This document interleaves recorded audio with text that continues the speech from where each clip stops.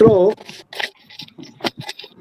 आज व्यंगधारा की 68वीं गोष्ठी है और लगभग क्या पूरे 1 साल हो गए हैं व्यंगधारा के पुनर्गठन को लेकर। व्यंगधारा पहले भी थी, 22 अगस्त बीच के पहले भी थी।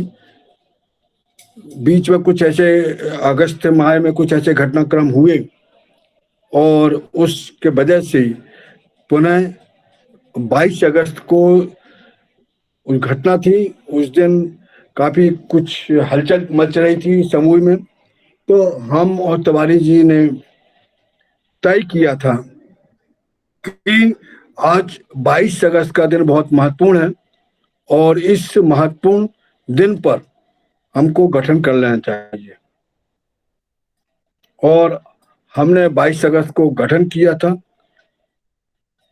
और धीरे धीरे धीरे 6-7 घंटे में पूरा गठन हुआ।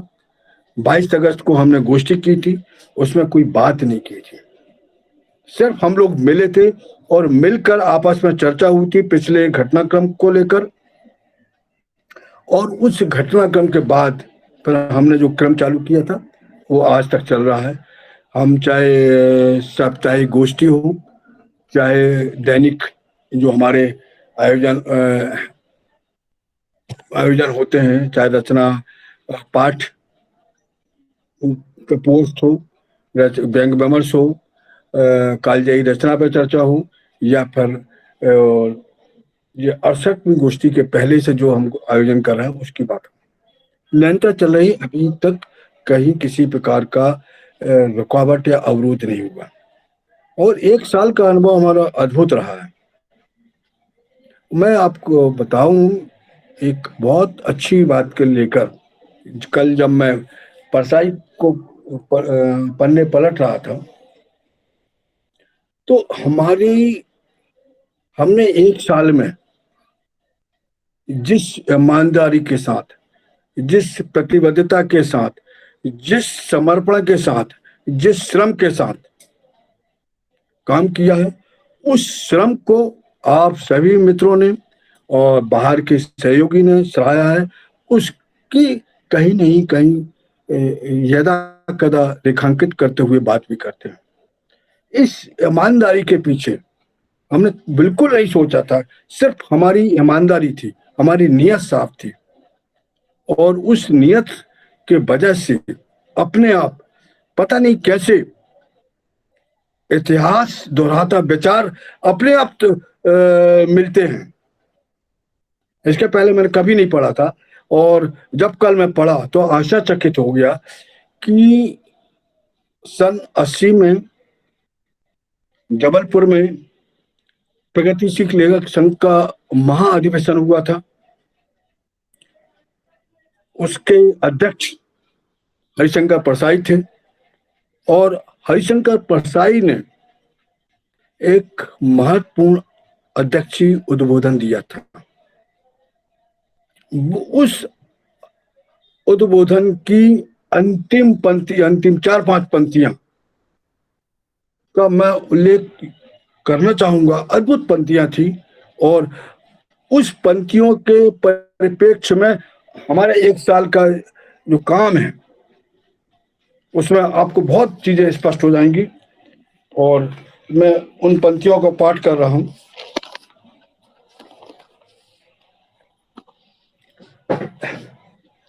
ये परसाई के शब्द हैं, परसाई ने बोला था और उसी कल्पना पर हम बात और इसके बाद हम करते हैं। परसाई ने कहा था, हमने संगठन इसलिए बनाया है, हमने संगठन इसलिए बनाया है, हम किसी लेखक को फुसलाने या पटाते नहीं हैं। लेखक जन्म से और आज के जीवन संघर्ष से गुजरकर अपने आप प्रगतिशील बनते हैं।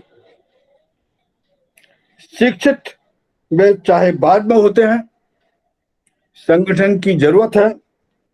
आदमी आपसी मेलजोल होता रहता है, समस्याओं पर चर्चा होती है, विचार विनिमय होता है, एक प्रकार का बौद्धिक और मूलगत अनुशासन रहता है। इस संगठन को हम लगातार विस्तार देते हैं। जो लेखक हमारे मूल विश्वासों और मान्यताओं से संबद्ध है, हम उन्हें साथ लेते हैं।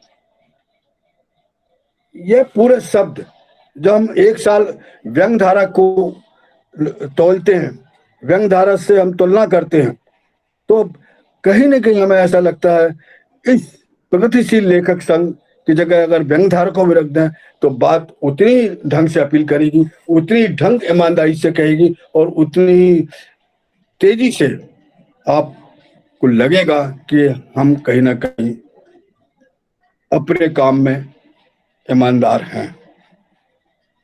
एक बात और है, पिछले दिनों एक बात हुई थी। अच्छा, हम लोग जब विमर्श के विषय उठाते हैं तो विमर्श के विषय हम लोग कहीं सोचते नहीं है, ना विचारते हैं, ना कोई अकादमिक पुस्तक देखते हैं। हम लोगों की बातें होती हैं, चाहे वो विमर्श में बातचीत होती हो, चाहे आपस में बातचीत होती हो, या चाहे कहीं और भी, जब लोग सवाल उठाते हैं और इस सवालों से हम रूबरू होते हैं और हमें जब जरूरत पड़ती है हम उनके अपने यथासंभव यथा ज्ञान उनका जवाब तो देते हैं, किंतु उन सवालों को हम आपसे भी रूबरू कराते हैं कि वो सवाल आपके लिए भी महत्वपूर्ण है, हमसे ज्यादा महत्वपूर्ण है। हमारी एक सीमित क्षमता है दिलो दिमाग की, किंतु जब पूरे संगठन की क्षमता होती है, एक विस्तार पा जाती है, एक बड़ी क्षमता बन जाती है, तो हम वो सवाल भी रखते हैं। विगत दिनों हमारे एक मित्र, बड़े लेखक से जब हमने संदेशों बातचीत की थी, तो बातचीत में हमारा जो अभी क्रम चल रहा है, हरिशंकर परसाई पुनर्पाठ, जिसमें हम 13 रचनाएं का अपने लेखक मित्रों के साथ उनकी आवाज में रोज एक डाल रहे हैं। पिछले साल भी हमने कई 15 रचना डाली थी, इस बार भी क्रम हमारा जारी है, आज 6वीं रचना है। तो उस मित्र ने हमको से सवाल किया था, आप परसाई जी का पुनर्पाठ क्यों करना चाहते हो, आप उनके संस्मरण क्यों नहीं से बात करते, आप उनकी उन दूसरे की पाठ रचना तो लेखक या पाठक पुस्तक से पढ़ लेगा, किंतु जब हम महसूस करते हैं कि एक रचना को एक बार में समझ में नहीं आती है, एक हम देखते हैं, हम महसूस करते हैं कि संगीत और शस्त्र को साधने में अभ्यास की जरूरत होती है, और इसी तरह लेखन को भी साधने में, लेखन को समझने में, पढ़ने में भी अभ्यास की जरूरत होती है। जब आप एक रचना को आज पढ़ते हैं, अपनी रचना को लीजिए पढ़, और उसी रचना को 6 महीने बाद जब पढ़ते हैं तो आपको अपनी ही रचना में बहुत कुछ परिवर्तन होते दिखता है। आप कहीं चूक रहे होते हैं और कहीं घटाते दिख रहे हैं। तो यही बात आप परसाई जी की रचना को लेंगे, क्या जरूरत है कि रामचरितमानस घरों घरों पढ़ी जाती है, लोग पूरे जीवन में 10-10-15 बार पढ़ते हैं, सुनते हैं, उसके बाद भी रोज पाठ करते हैं और रोज नया अर्थ निकालते हैं। तो यह पुनर्पाठ की आवश्यकता है, हमारे दिमाग को विकसित करने की आवश्यकता है, दृष्टि में गहराई जाने के लिए एक बहुत बारीक रेखा भी हमें उस दृष्टि से दिखती है, जिससे कि हम जो रचना के अंदर, चाहे परसाई की रचना हो चाहे किसी अन्य की रचना हो, उसके अंदर जो निहित अर्थ है हम उसको समझ पाए। क्या बात है हम माता दिन चांद को बार बार पढ़ते हैं, क्या बात है कोई माता दिन चांद पर सैकड़ों नाटक हो चुके हैं, क्या बात है हम वैष्णव के फिसलन को उस करोड़पति के फिसलन को हम बार बार महसूस करते हैं और पढ़ते हैं। क्या बात है, हम पवित्रता के दौरों का दोबारा पाठ करते हैं। अभी एक आयोजन में नमस्ते भारत में सूरबाला जी ने पवित्रता के दौरे के कुछ जज्ब पढ़े थे। ऐसे कई हैं। क्या जरूरत होती है हमको बार बार पुनर्पाठ करने की? क्योंकि पुनर्पाठ हमें दृष्टि देते हैं, हमारी क्षमताओं को नापते हैं, और जितने बार हम उसका पाठ करेंगे उतने ही हम उस चीज में सिद्ध होते हैं और साधित होते हैं। और इसी का उद्देश्य था कि हम यह जो विचार है, जो हमारा अकेले का विचार है, जो सवाल हमारे सामने आए, उनको आप तक पहुंचाएं, उन पर बात करें। और हमने तुरंत इस पर विमर्श किया, हमने तय किया, और तय करने के बाद हमारे जो मित्र हैं, जो वक्ता मित्र हैं, विद्वान हैं, अपने अपने फन में, अपने रन में बहुत मजबूत हैं, उनसे आग्रह किया, उन्होंने हमारे आग्रह को स्वीकार किया। और इस 68वीं गोष्ठी में हमारे 3 वक्ता हैं। लखनऊ से राजेंद्र वर्मा जी, हम सभी उनसे परिचित हैं। और जबलपुर से वरिष्ठ व्यंग्यकार लेखक कुंदन सिंह परिहार, और रीवा से अध्यापक, आलोचक, वो परसाई के साथ रहने वाले, परसाई को बहुत नजदीक से देखने वाले, परसाई की राख को देखने के लिए वो 300 किलोमीटर चलकर, कभी टेम्पो में, कभी ट्रक में, कि उनके अंतिम दर्शन कर रहे हैं। वो चलकर जब पहुंचते हैं तो दाह संस्कार हो जाता है, तो वो शमशान घाट जाकर उस राख को देखते हैं। तो ऐसे व्यक्ति तुम्हारे साथ में है सेवाराम त्रिपाठी जी। हम आज की गोष्ठी आरंभ करते हैं। सर्वप्रथम बहुत सम्मान के साथ, बहुत आदर के साथ मैं हमारे मित्र और राजेंद्र वर्मा जी से आग्रह करता हूं कि वे अपनी बात रखें। राजेंद्र वर्मा जी।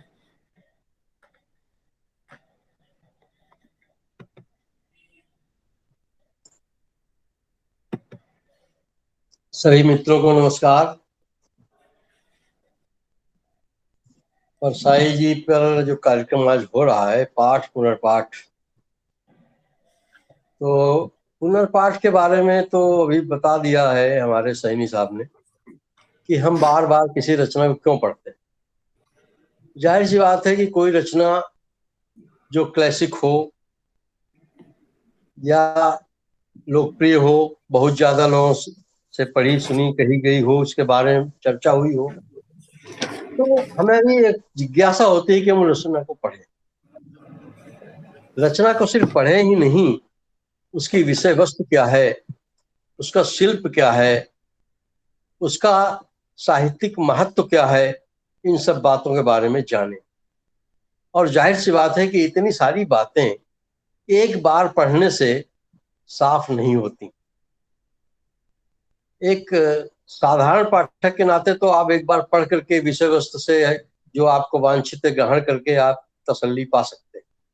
लेकिन अगर आप लेखक हैं और विशेषता व्यंग्य लेखक हैं, तो परसाई जी की रचना की, व्यंग्य रचना की अगर बात करें तो वो एक बार क्या, मैं समझता हूँ 10 बार पढ़ने पर भी कुछ चीजें छूट जाती। इसके अलावा एक पहलू और भी है, वो है कि मान लीजिए सन 90 के दशक में हमने पढ़ी परसाई जी की रचनाएं। अब आज अगर हम रचनाओं को फिर से देखते हैं तो जाहिर सी बात है कि इस जो 30 वर्षों में, 25-30 वर्षों में जो हमने अपना ज्ञान, अपनी समझ जो विकसित की है, उस नजरिए से जब उस रचना को देखते हैं तो सन 85 में जो पढ़ी गई रचना है और आज 2021 में जब पढ़ेंगे तो अंतर पाएंगे। तो इसलिए रचनाओं का पाठ या पुनर्पाठ हमारे जीवन में जरूरत की चीज है। और मैं इसी बात को लेकर के कुछ बातें आपको परसाई जी के रचना संबंधित मैं करूँगा। तो सबसे पहले तो यही बात आ रही है कि परसाई जी को पढ़ने की जरूरत आज क्यों? क्या उनकी रचनाएं, व्यंग रचनाएं और वैचारिक लेख आज भी उतने ही प्रासंगिक हैं जितने उनके समय में थे? सवाल है, और लेकिन इसका जवाब भी है, और वो हाँ में है। कारण आप सब जानते हैं कि जो समय उनके लेखन के समय था, मैं समझता हूं कि आज वो समय कहीं अधिक विकराल हो रहा है। चाहे वो मूलहीनता की बात हो, पाखंड की बात हो, छल छद्म की बात हो, किसी भी मामले में हमारी जो राजनीति है, सामाजिक मूल्य हैं, वो उस समय से, परसाई जी के लेखन के समय से आज के मुकाबले घटे ही हैं। कुछ अच्छा नहीं दिख रहा है। इसलिए उनकी अधिकांश रचनाओं को एक बार नहीं बार बार पढ़ने की जरूरत है। राजनीतिक छल छद्म, सामाजिक और धार्मिक पाखंड, सांप्रदायिकता, शोषण, भ्रष्टाचार सब दिनों दिन जो बढ़ रहे हैं और आम आदमी का जीना दुश्वार हुआ जाता है, ऐसे में परसाई जी की जो रचनाएं हैं वो हमें फिर याद आती हैं। जैसे राजनीतिक परिदृश्य को अगर देखें तो अकाल उत्सव, ठिठुरता गणतंत्र, सदाचार का ताबीज, उखड़े खंभे, भोला राम का जीव, इंस्पेक्टर माता दीन चांद पर, टॉर्च बेचने वाले, भेड़ और भेड़िए, हम बिहार में चुनाव लड़ रहे हैं, सुदामा के चावल, वैष्णो की फिसलन, अपनी अपनी बीमारी, विकलांग श्रद्धा का दौर, पगडंडियों का जमाना, दो नाक वाले। ये तो साहित्यिक और राजनीतिक सामाजिक विषयों पर निबंध हुए। और कुछ उनके निबंध हैं जो वैचारिक रूप से हैं, बहुत ही समृद्ध हैं। जैसे कबीर समारोह क्यों नहीं, काग भगौड़ा, निंदा रस, घायल वसंत, गेहूं का सुख। तो ये सब कुछ ऐसी रचनाएं हैं कि उनकी प्रासंगिकता आज भी है, बल्कि मैं समझता हूं कहीं अधिक है। अब बात आती है कि परसाई जी की जो रचनाएं हैं वो तो अपनी जगह हैं, लेकिन इनकी जो भूमिकाएं हैं किताबों की, कुछ उनमें बड़ी महत्वपूर्ण बातें हैं। जैसे कुछ किताबों में तो मामूली बातें हैं, लेकिन सदाचार का ताबीज की जो भूमिका है, कैफियत नाम से, उसमें लेखकीय सरोकारों की को अगर जानना हो तो उसको हमें जरूर पढ़ना चाहिए। आप समझिए कि उसमें खूब रोचकता से संवाद शैली में बात की गई है, व्यंग के सरोकारों को लेकर के, हास्य में, व्यंग में हास्य की उपस्थिति को लेकर के, और राजनीति को लेकर के बड़ी बात कही गई है। एक जगह वो किसी सवाल के उत्तर में कहते हैं कि राजनीति बहुत बड़ी निर्णायक शक्ति हो गई है, वह जीवन से बिल्कुल मिली हुई है। राजनीति सिद्धांत और व्यवहार की हमारे जीवन का एक अंग है, उससे नफरत करना बेवकूफी है। और राजनीति से लेखक को दूर करने की बात पर वो कहते हैं कि वो वही बात करते हैं जिनके निहित स्वार्थ हैं, और डरते हैं कहीं लोग हमें समझ न जाए। वो स्पष्ट कहते हैं कि राजनीति को नकारना भी एक राजनीति है। इस प्रसंग में तिरछी रेखाएं जो संग्रह है उसकी भूमिका है व्यंग क्यों, कैसे और किस लिए, इसका भी उल्लेख बहुत जरूरी है। इसमें व्यंग लेखन में हास्य की भूमिका से लेकर व्यंग के सरोकार और उसके उद्देश्य पर गंभीर चर्चा है। व्यंग क्यों में व्यंग पाठ के संदर्भ में पाठकीय मनोविज्ञान, हास्य का व्यंग में स्थान और व्यंग लेखन गंभीर कर्म कैसे है आदि बातों पर उनकी बहुत अच्छी राय है। व्यंग के मर्म को समझाने के लिहाज से वह विदेशी लेखकों जोनाथन स्विफ्ट और मार्क ट्वेन के विचारों को उद्धृत करते हैं। चेखव की कहानी बाबू की मौत, एक क्लर्क की मौत की एक संक्षिप्त समीक्षा करते हुए व्यंग्य के उद्देश्य की बात करते हैं।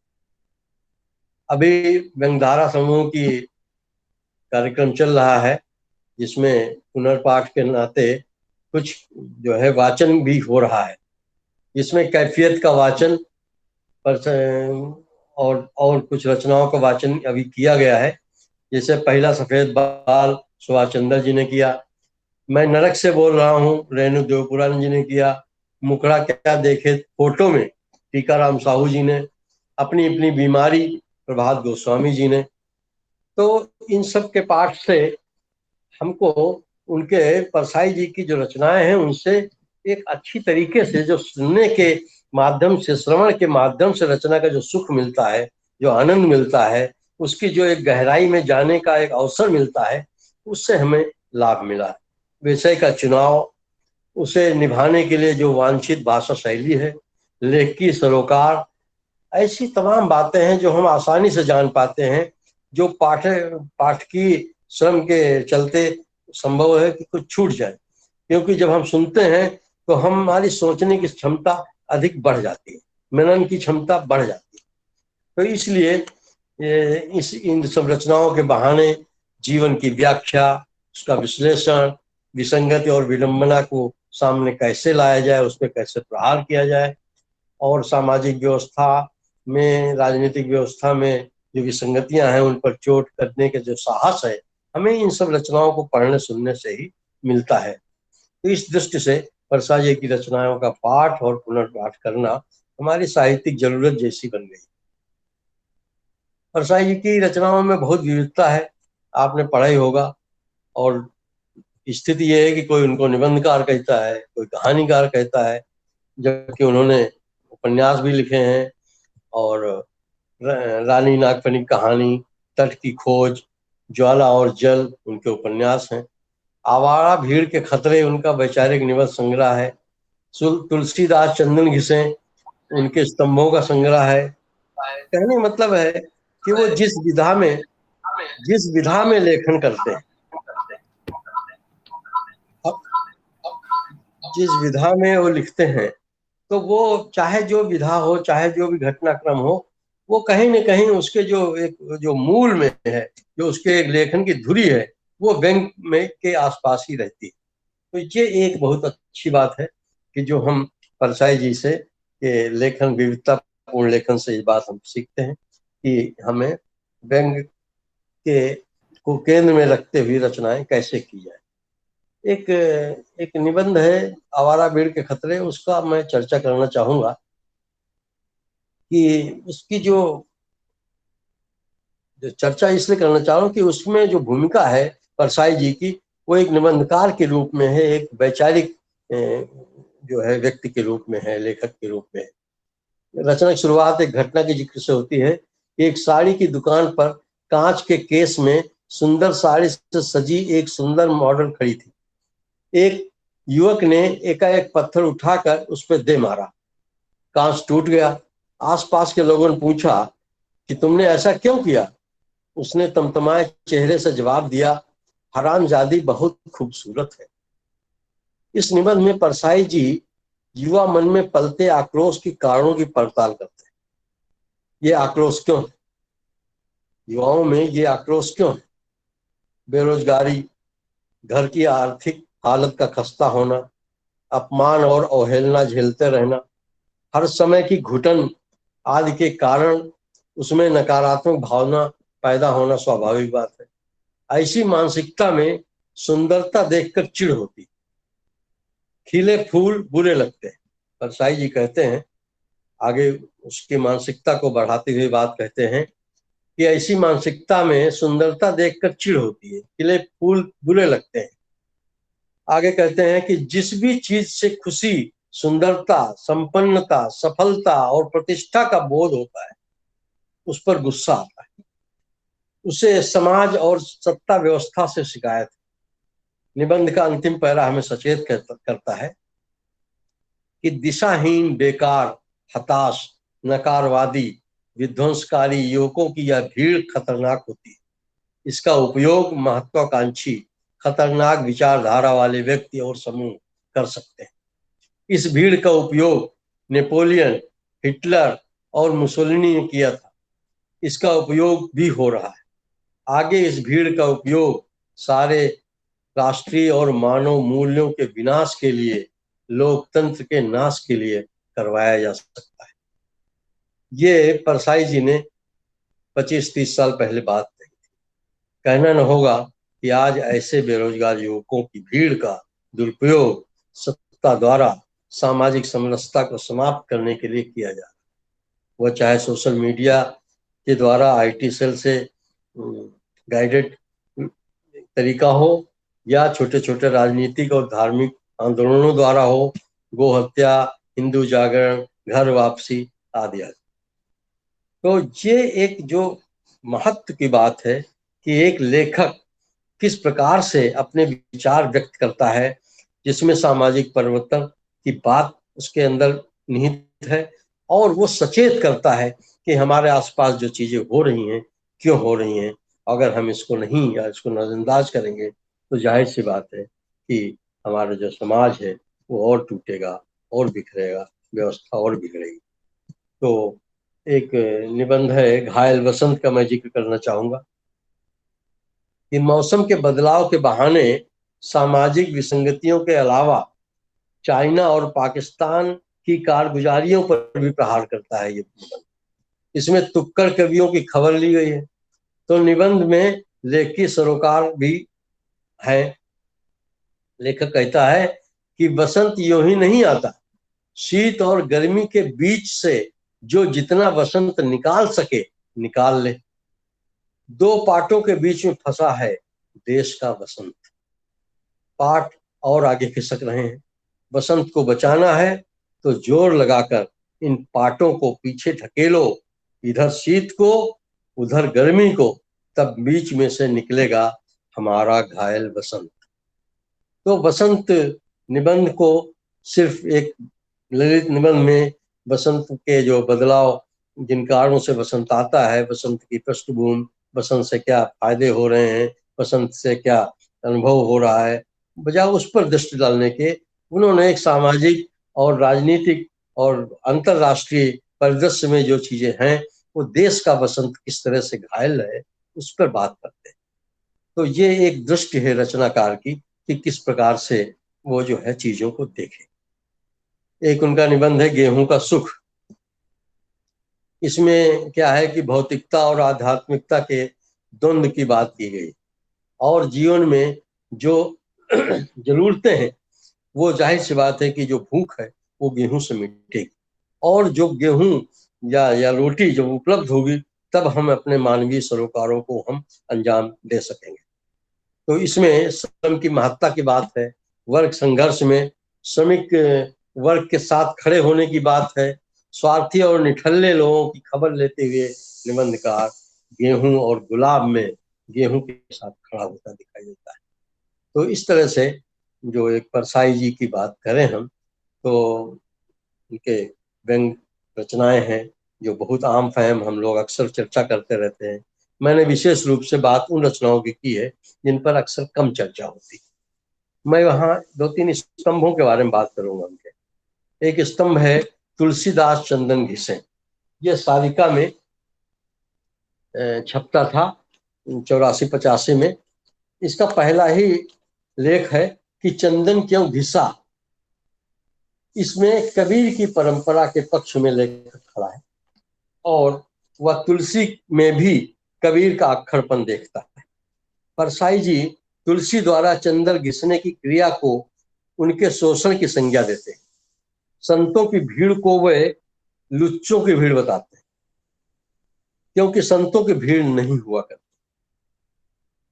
परसाई जी रामचरितमानस से उदाहरण देते हैं और व्यंग्य की दृष्टि रख देते हैं। उदाहरण सुनिए कि जासु राज प्रिय प्रजा दुखारी, सो नृप अवस नरक अधिकारी। आगे वे कहते हैं पर इस समय हालत यह है कि हरित भूमि तृण संकुल, सूझ पर नहीं पंथ, और जिम पाखंड विवाद ते लुप्त होई सदग्रंथ। जिन लोगों ने गांव में जीवन जिया है वो देखेंगे कच्चे रास्ते में बरसात के दिनों में खास तौर से घास उगाती है तो रास्ता जो है ढक जाता है घास से। तो उसी हिसाब से इन्होंने कहा है कि हरित भूमि तृण संकुल सूझ पर ही नहीं पंथ, तो रास्ता नहीं दिखता है। जैसे कैसे नहीं दिखता है, जैसे पाखंडों के विवाद में सदग्रंथ जो है लुप्त हो जाते हैं। तो इस तरह से जो सदग्रंथ है, जो अच्छी बातों का जिसमें हवाला है, उन पर चर्चा होने की जो बात है उस पर बात न हो करके इधर उधर की बातें हो रही हैं। राजनीतिक अगर दृष्टि से देखें तो इधर जो है जो संविधान सम्मत बातें हैं, जो संविधान में मौलिक अधिकार हमारे दिए हैं या जो नीति निर्देशक तत्व दिए हैं, जो राज्य की ड्यूटी है कि वो मनुष्य की गरिमा को बनाए रखने के लिए, सामाजिक समरसता को बनाने रखने के लिए, मनुष्य एक अच्छा जीवन कैसे जिए, सार्थक और अर्थवान जीवन कैसे जिए, उसको करने के लिए जो राज्य की ड्यूटी है वो कैसे उस पर कानून बने, बजाय इस पर चर्चा होने के बजाय हमारी क्या चर्चा हो रही है, धार्मिक पाखंड पर चर्चा हो रही है। हम क्या कर रहे हैं, सत्यनारायण कथा सुनते हैं। मौलिक अधिकारों पर बात अगर कोशिश करें तो किस अनुच्छेद में क्या बात लिखी है नहीं मालूम होगा। सत्यनारायण के 5 अध्यायों में क्या क्या लिखा है ये कहानी मालूम है। तो ये जो है स्थिति, ये पाखंड की स्थिति है और इस पर परसाई जी का प्रहार है जो किसी छिपा नहीं। एक लेख है इनका कि वैष्णव की फिसलन, एक संग्रह है, इसमें एक लेख है कबीर समारोह क्यों नहीं। इसमें कहते हैं कि मानस चतुष्टय समारोह होने में मुझे कोई ऐतराज नहीं, कर लेने दिया जाए। मानस चतुष्टय मतलब रामचरितमानस का तुलसी पर समारोह होना है। कम से कम इतने बड़े और पूज्य कवि पर खुली बहस तो हो जाए। लेकिन वो तुलसी के जो सामंती प्रवृत्ति के जो रखवाले हैं, उनकी मान्यता देने वाले और कमजोर दलित वर्ग को जो एक धार्मिक पृष्ठभूमि उसके शोषण के लिए तैयार करने वाले हैं तुलसी, इसके वो पक्ष में नहीं है। वो कहते हैं कि सामंती तुलसी की ब्राह्मण पूजा और नारी के प्रति शंका और दुराग्रह है उनके मन में, उससे वो क्षुब्ध है। आगे वो कहते हैं कि फिर कबीर समारोह हो, कबीर जिसने अपनी जमीन तोड़ी, भाषा तोड़ी और नई ताकतवर भाषा गढ़ी, सड़ी गली मान्यता को आग लगाई, धर्म जाति और धर्म के भेद को लात मारी, सारे पाखंड का पर्दाफाश किया, जो पलीता लेकर कुसंस्कारों को जलाने के लिए घूमा करता था, वो योद्धा कवि था, महाप्राण था। सरकार के कबीर समारोह अवश्य करना चाहिए, सरकार को कबीर समारोह अवश्य करना चाहिए, मगर याद रहे जगजीवन राम को उमा शंकर दीक्षित के साथ एक डिनर खिलाने से कोई सामाजिक परिवर्तन नहीं होता। तो यहाँ पे एक जो सत्ता किस तरह से पाखंड रचती है उस पर भी बात की है। अंत में मैं एक बात कहूंगा कि परसाई जी का लेखन मानव मुक्ति का लेखन है। अपनी आत्मकथात्मक एक रचना गर्दिश के दिन में वो कहते हैं, मुक्ति अकेले की नहीं होती, अलग से अपना भला नहीं होता, मनुष्य की छटपटाहट है मुक्ति के लिए, सुख के लिए, न्याय के लिए, पर यह बड़ी लड़ाई अकेले नहीं लड़ी जा सकती। अकेले वही सुखी हैं जिन्हें कोई लड़ाई नहीं लड़नी, उनकी बात अलग है। अनगिनत लोगों को सुखी देखता हूँ और अचरज करता हूँ ये सुखी कैसे हैं। न उनके मन में सवाल उठते, न शंका उठती है। वह कबीर को उद्धृत करते हुए कहते हैं कि जागने वाले का रोना कभी खत्म नहीं होता। कबीर का एक दोहा, कबीर की एक साखी कहते हैं कि सुखिया सब संसार है, खावे और सोवे, दुखिया दास कबीर है, जागे और रोवे। परसाई जी ने परंपरागत विधाओं में तोड़ फोड़ कर व्यंग का रास्ता साफ किया, वह चाहे ललित निबंध हो या कहानी। शिल्प में वह परिवर्तन किया कि आज व्यंग्यात्मक कहानी कथात्मक व्यंग के लिए जानी जाती है और व्यंग्यात्मक निबंध व्यंग विधा के रूप में जाना जाता है। उनका यह अवदान हिंदी साहित्य, विशेषता व्यंग साहित्य, चाहकर भी नहीं भुला सकता। धन्यवाद। धन्यवाद वर्मा जी, बहुत सार्थक और इस रचनाओं के पढ़ने की जरूरत क्या है, चाहे वो गर्दिश के दिन हो, चाहे गेहूं का शोक हो, वैष्णव की फैसलन हो। हम कहाँ थे और कहाँ हैं, यह रचनाएं इनका बैरोमीटर के समान काम करती हैं। यह बात बहुत अच्छे ढंग से, बहुत खुले से, बिल्कुल पारदर्शिता के साथ राजेंद्र वर्मा जी ने कही। बहुत सी रचनाओं को उदाहरण दिए, बहुत व्यंग्य के बारे में परसाई क्या सोचते थे, किफियत के माध्यम से बातचीत की, व्यंग्य को और कैसे तिरछी रेखाओं के माध्यम से बातचीत की। तो हमको परसाई का पुनर्पाठ क्यों है, क्यों जरूरी है, और मतलब आज स्थिति ये है, कल भी मैं अपनी बात में कही थी कि आज का जमाना पुनर्पाठ का तो छूट हो, अपनी रचना को दोबारा पढ़ने का कभी समय नहीं है लेखक के पास। अपनी रचना को दोबारा, और यही प्रवृत्ति कहीं ना कहीं लेखन को कमजोर कर रही है। हम बैंक के बारे में जो सोच रहे हैं उस दृष्टि को कमजोर कर रही है। अतः अपनी रचना के साथ साथ परसाई जी की रचना का भी पाठ जरूरी है, ऐसा मेरा मानना है। और मैं अब बहुत सम्मान के साथ हमारे वरिष्ठ बैंकर, हमारे वरिष्ठ साथी परसाई जी के साथ उन्होंने बहुत लंबा समय व्यतीत किया है, और बहुत मौन साधक के समान एक संत की भूमिका में रहने वाले, संत तो शब्द नहीं है उनके लिए, एक आस्था भी नहीं है, एक एक प्रकार का श्रम है जो जिसको हम मानते हैं संत बन गया। तो ऐसे परिहार जी, कौन सी परिहार जी को हमने आमंत्रित किया। अमूमन काफी लंबी उम्र है, और आज हमें विशेष रूप से उनका स्वास्थ्य भी ठीक नहीं है, तो फिर भी हमारे आग्रह को स्वीकारो और आए। बहुत सम्मान के साथ परिहार जी को आमंत्रित करता हूँ। श्री कुंदन जी बयान। धन्यवाद सैनी जी। आवाज आ रही है? जी आ रही है। हेलो, हाँ आ रही है, आ रही है। आ रही है आवाज? जी आ रही है। हाँ आ आ रही रही है, है, आ रही है। आ रही। अच्छा, धन्यवाद सैनी जी। मैं परसाई जी के पुनर्पाठ का अर्थ ये समझता हूँ कि हम उनकी रचनाओं पर पुनः पुनः विचार करें, नए ढंग से विचार करें, नए कोणों से विचार करें। तो मैं परसाई जी के इतने दिन जो कुछ भी पढ़ा है परसाई जी का, उसमें से कौन सी ऐसी चीज है जो कि बार बार हमको अपील करती है, कौन सी ऐसी चीज है जो बार बार हमारे दिमाग में आती है, ये मैंने सोचने का प्रयास किया। और मैं इस निष्कर्ष पर पहुंचा कि परसाई सामान्य लेखक नहीं थे या केवल लेखक नहीं थे।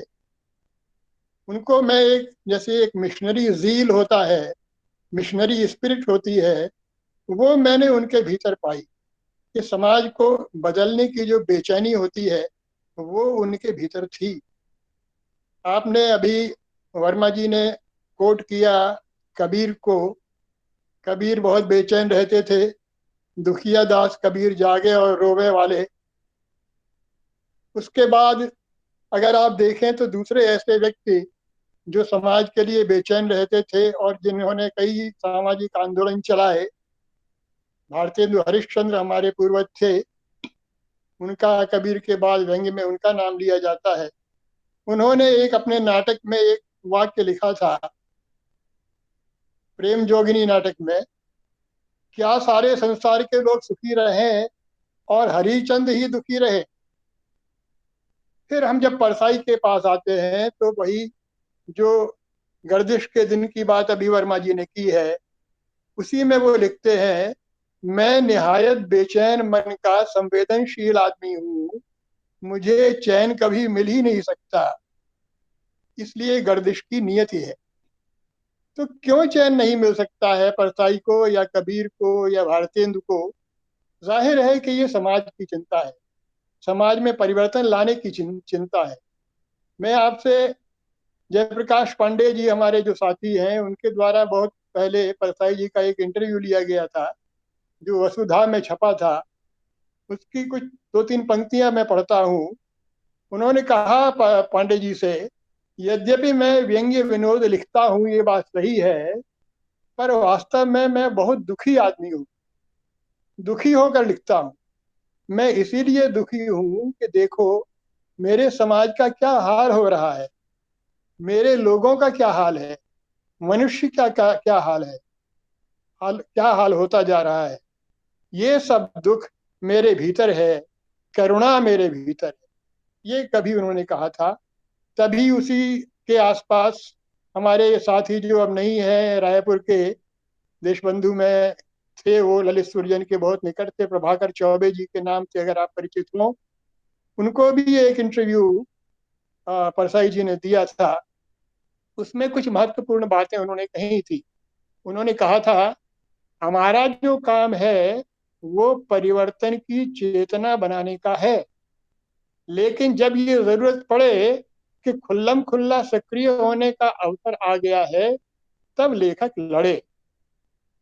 तो हम लोगों ने जो नजदीक हम परसाई जी के रहे, मिलना जुलना सौभाग्य से उनसे होता रहा, हमने देखा कि परसाई जी केवल उतने तक ही सीमित नहीं थे, केवल लेखन तक ही सीमित नहीं थे।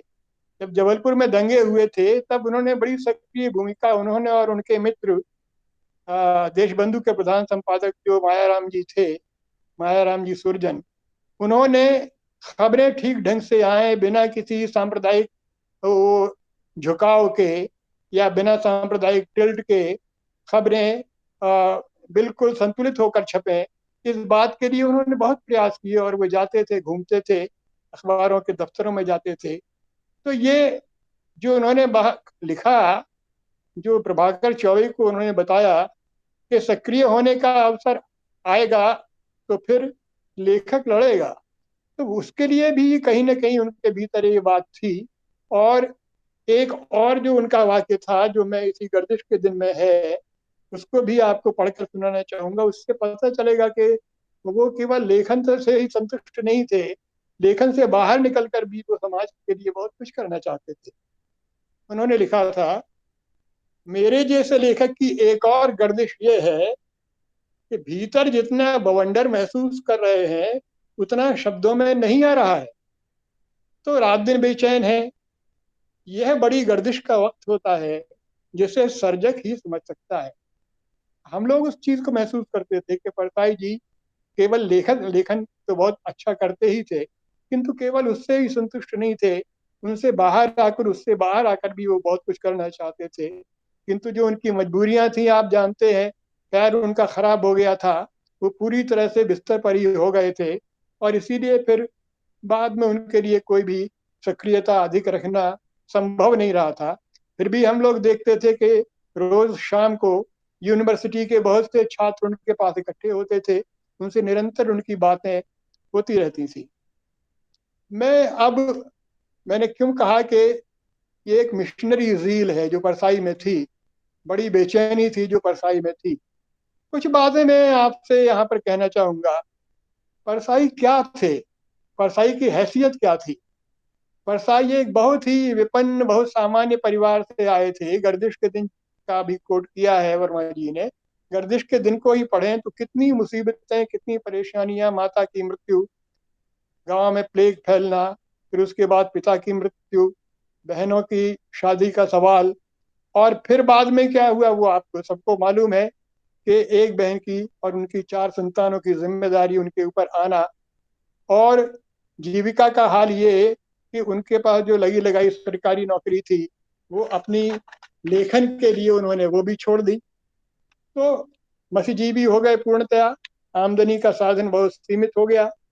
लेकिन उसके बाद भी जो हम देखते थे उनसे मिलने जुलने वाले, कि परसाई जी कभी दीन नहीं रहे, कभी दैन्य उसके उनके व्यक्तित्व में कभी दिखाई नहीं पड़ा। ये हमेशा ही आत्मसम्मान से बात करना, हमेशा ही अपने आत्मसम्मान का ख्याल रखना, ये हमेशा हम लोग उनमें देखते थे। तो आपको शायद पता हो कि हमारे एक बहुत वरिष्ठ व्यंगकार महाराष्ट्र के उनसे मिले थे, और उनकी हालत देखकर बहुत भावुक होकर उन्होंने एक पत्रिका को पत्र लिख दिया था कि परसाई जी की सहायता होनी चाहिए, और तत्काल परसाई जी ने उसका प्रतिवाद किया था। परसाई जी ने लिखा कि मुझे कोई सहायता की जरूरत नहीं है, मैं अपनी देखभाल करने में सक्षम हूँ। और एक बात आपसे कहें, उनके एक आर्टिकल को मैं उद्धृत करना चाहूंगा। एक आर्टिकल उनका है जिसका शीर्षक है अहले वतन में इतनी शराफत कहाँ है जोश। उसमें वो लिखते हैं, मुझे दया की जरूरत नहीं, निंदा की मैं परवाह नहीं करता, मैं खुद लोगों की आलोचना करता हूँ पर निंदा नहीं। दोनों में बहुत फर्क है। आलोचना स्वस्थ प्रवृत्ति है, निंदा कैंसर है। मैं बताना आपको ये चाहता हूँ कि परसाई जी की आर्थिक स्थिति बहुत कमजोर थी, और फिर क्या वो चीज थी, फिर क्या वो भीतर भावना थी जो उन्हें समाज की इतनी चिंता। आप देखते हैं कि जिस आदमी की भी आर्थिक स्थिति थोड़ा कमजोर होती है वो हमेशा पीछे हटने लगता है, अपने को सुरक्षित रखना, मेरा परिवार है, मेरे बच्चे हैं, है ना। अभी अफगानिस्तान में जो हालत है वो आप देख रहे हैं, कैसे लोग अपनी जान को लेकर परिवार को छोड़ छोड़ कर भाग रहे हैं, है ना। तो परसाई जो है उनकी ओर अगर आप देखें तो उन्हें अपनी चिंता नहीं, समाज की चिंता। इतनी कमजोरी के बावजूद भी, इतनी आर्थिक स्थिति कमजोर होने के बाद भी इस व्यक्ति को निरंतर समाज की चिंता थी। मैं उनके जो मित्र मायाराम सूर्यजन थे, उन्होंने जो पुस्तक एक निकली थी परसाई पर, आंखन देखी, जिसमें अनेक लोगों के निबंध थे, उसी में मायाराम जी ने लिखा था, परसाई जैसे व्यक्ति के बारे में जिसकी अपनी निजी जिंदगी केवल दूसरों की समस्याओं की कहानी हो, अपनी कहने को कुछ नहीं। मैं ये कहना चाहता हूँ कि परसाई जी में कुछ था जो सामान्यतया लोगों में नहीं होता। सभी लोग अपने अपने परिवार की और अपनी चिंता करते हैं, लेकिन यह कल्पना से बाहर की चीज है कि कोई ऐसा व्यक्ति जिसके ऊपर इतनी जिम्मेदारियां हो, इतनी आर्थिक स्थिति कमजोर हो, इतनी असुरक्षा हो, वह निरंतर लोगों से भिड़ रहा है, निरंतर लोगों की आलोचना कर रहा है। और हम लोग जानते हैं कि वो जब लिखते थे तो किस किस के ऊपर वो लिखे, किस किस को निशाना बनाया, किस किस को उन्होंने पात्र बनाया। इसमें परसाई रचनावली का खंड एक अगर आप देखें तो उसमें एक लेखक का निवेदन है शुरू में। उसमें वो लिखते हैं कि 35 साल अपने विश्वासों को मजबूती से पकड़कर बिना समझौते के मैंने जो सही समझा लिखा है, जो कुछ मानव विरोधी है उस पर निर्मम प्रहार किया है, नतीजे भोगे हैं, अभी भोग रहा हूँ, आगे भी भोगता जाऊंगा, पर मैं लगातार उसी स्फूर्ति, शक्ति और विश्वास से लिखता जा रहा हूँ। ये परसाई में था कुछ जो कि अनोखा होता है, और वो क्यों पैदा होता है, वो कबीर में क्यों पैदा हुआ। भारतेंदु भी बड़े अच्छे घराने से थे, संपन्न थे, उसके बाद भी लेकिन वो अंग्रेजों की निरंतर आलोचना करते रहे, अपने समाज की निरंतर आलोचना करते रहे। अंधेर नगरी को आप देखें तो जो उसमें सब्जी बेचने वाली है वो कहती है, खरीद लो हिंदुस्तान का, हिंदुस्तान की सब्जी, फूड और बैग। तो अपने समाज को भी निरंतर वो आलोचना उसकी करते थे, उसकी कमजोरियां बताते थे। तो ये परसाई में कहाँ से पैदा हुआ। और मैं ये कहना शायद किसी को ठीक न लगे कि शायद किसी को उचित ना लगे कि ये जो भावना है और ये जो एक स्पिरिट है वो अब थोड़ा कम देखने को मिलती है। उस तरह की जो आग है अपने भीतर, समाज की उस तरह की चिंता जो है अपने भीतर, वो अब उतनी देखने को नहीं मिलती जितनी परसाई में थी। तो मैं यही कहता हूँ कि परसाई में एक निरंतर एक मिशनरी जील थी, समाज को बदलने की चिंता थी, और यही चीज है जो उनको मैं समझता हूँ कि दूसरों से अलग करती है। कुछ उनके जो लेख हैं, उनकी भाषा अगर आप पढ़ें तो इतनी आक्रामकता है कि वो जैसे कि उनके लिए बर्दाश्त से चीजें बाहर हो गई हैं। उदाहरण के लिए आप अगर पढ़ें उनका हरिजन को पीटने का यज्ञ, उसमें इतनी तीखी भाषा से वो आक्रमण करते हैं इतनी तीखी भाषा का उपयोग वो करते हैं, और जो कर्मकांड है, धार्मिक कर्मकांड, उसकी इतनी तीखी आलोचना करते हैं। ऐसी ही जो रचना है अकाल अकाल उत्सव, उसमें भी अगर आप देखें तो उसकी भी भाषा बहुत तीखी है। ऐसा लगता है कि उसको संवरण करना, अपने क्रोध को संवरण करना लेखक के लिए मुश्किल होता जा रहा है। ऐसे ही अगर हम थोड़ा सा उनकी भाषा के बारे में बात करें तो वही चीज हमको महसूस होती है कि परसाई जी ने जानबूझकर बहुत सामान्य, बहुत सरल भाषा का उपयोग किया, बहुत सहज भाषा का उपयोग किया, क्योंकि इसमें भी मैं समझता हूँ कि सामाजिकता है, कि उनकी बात जो है चूंकि समाज के लिए उपयोगी है, समाज को चेतना जगाने वाली है, इसलिए भाषा ऐसी होनी चाहिए कि जो लोगों की समझ में सरलता से आए। और इससे आप देखेंगे कि वाक्य उनके छोटे छोटे होते थे, बहुत सरल होते थे। और इसके बारे में उन्होंने स्वयं भी कहा है, जो प्रभाकर चौबे को उन्होंने इंटरव्यू दिया था, उसमें उन्होंने लिखा कि आपका कहना सही है कि मेरे व्यंग्य में खुलासा अधिक रहता है, एक सहज भाषा जिससे मैं अपनी बात अधिकार पूर्वक और प्रभावशाली ढंग से कह सकूं, ऐसी भाषा मैंने अपनाई। मेरी भाषा बहुत सहज है, ऐसी भाषा लिखना सरल नहीं होता। तो निरंतर आजकल जो होता है, लेखक जो होता है उसे अपनी चिंता रहती है, अपने यश की ज्यादा चिंता रहती है, अपनी लोकप्रियता की ज्यादा चिंता रहती है। लेकिन यहाँ हम बिल्कुल भिन्न चीज देखते हैं। यहाँ लेखक को अपने से ज्यादा, अपने परिवार से ज्यादा समाज की चिंता है कि समाज कैसे बचा रहे, समाज में कैसे चेतना उत्पन्न हो, कैसे समाज अपने अधिकारों के लिए लड़ना सीखे। ये बातें परसाई के लिए प्रमुख थी, और मैं ये समझता हूँ कि यही चीज है जो परसाई को दूसरों से भिन्न करती है, और हमें निरंतर, हमारे लिए परसाई को निरंतर प्रासंगिक बनाती है। धन्यवाद, आप लोगों ने सुनी मेरी बात, इसके लिए बहुत आभारी हूँ।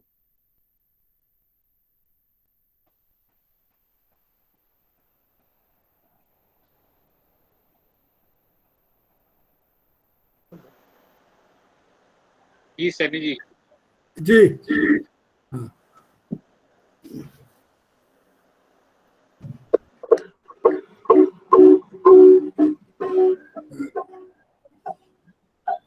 मैं अभी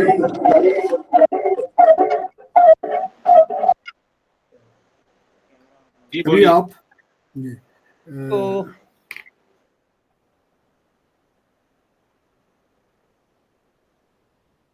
मेरी आवाज पहुंच रही है? जी आपकी आवाज आ रही। अभी कुछ सैनी जी कह रहे थे, पहले मैं उनकी बात सुन लूं। हाँ हाँ, बस वो सैनी जी करना तो चाह रहे हैं लेकिन शायद उनका नेटवर्क काम नहीं कर रहा है। जी सैनी जी, आप सुन पा रहे हैं?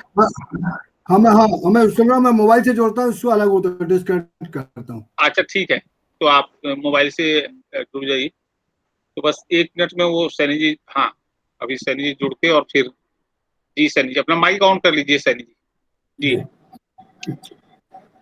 तो अभी हम उन प्रहलाद जी को सुन रहे थे। वो प्रहलाद जी ने उनकी रचनाओं के माध्यम से, उनके जीवन की शैली के माध्यम से, उनके चिंतन के माध्यम से परसाई जी को जानने की कोशिश की, और परसाई जी के बारे में बताया कि परसाई जी को क्यों पढ़ना जरूरी है। क्योंकि परसाई जी अपनी रचनाओं में दिखते हैं, जबकि अनुभव लगभग ऐसा रहता है कि लेखक अलग दिखता है और लेखक की रचना अलग दिखती है। तो परसाई जी के साथ ऐसा नहीं है। परसाई जी अनेक रचनाओं में वो दिखते नजर आते हैं। और इसी के साथ मैं आज के वक्ता प्रोफेसर सेवाराम त्रिपाठी जी से आग्रह करूंगा। सेवाराम त्रिपाठी जी वस्तुता से जुड़े रहे हैं, परसाई जी के भी नजदीक रहे हैं, और जैसे कि मालूम है कि वस्तुता का प्रकाशन परसाई जी ने आरंभ किया था। बाद में और भी कमला प्रसाद हुए, कमला प्रसाद जी के साथ सेवाराम त्रिपाठी जी रहे, ऐसे तमाम लोग उसमें जुड़ते रहे। तो परसाई जी का काफी सानिध्य रहा है। तो मैं बहुत सम्मान के साथ, बहुत विनम्रता के साथ डॉक्टर सेवाराम त्रिपाठी जी से आग्रह करता हूं कि वे परसाई पाठ को पुनः पाठ को बात करें। शिवराम त्रिपाठी जी। इस महत्वपूर्ण घड़ी में आपने मुझे कुछ कहने का अवसर दिया, इसके लिए आपको बहुत बहुत धन्यवाद, आपको और व्यंग्यधारा समूह को। मैं परिहार जी को अभी सुन रहा था, अभी मैंने श्री राजेंद्र वर्मा जी को सुना, आपको सुना।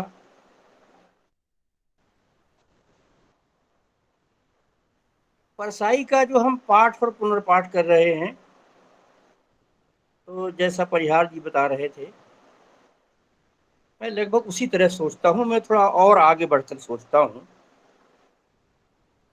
परसाई जी ने जो लिखा है, या कोई भी लेखक जो लिखता है, हमारे समय में और हमारे समाज में और हमारी राजनैतिक सामाजिक फिजाओं में वो कैसा हस्तक्षेप करता है। मुझे लगता है कि पाठ और पुनर्पाठ का मतलब भी यही होना चाहिए, ऐसा मैं समझता हूँ। कहा जाता है, मैं मानता हूँ, he is rich in content. वो कंटेंट के बारे में बहुत धनवान रहे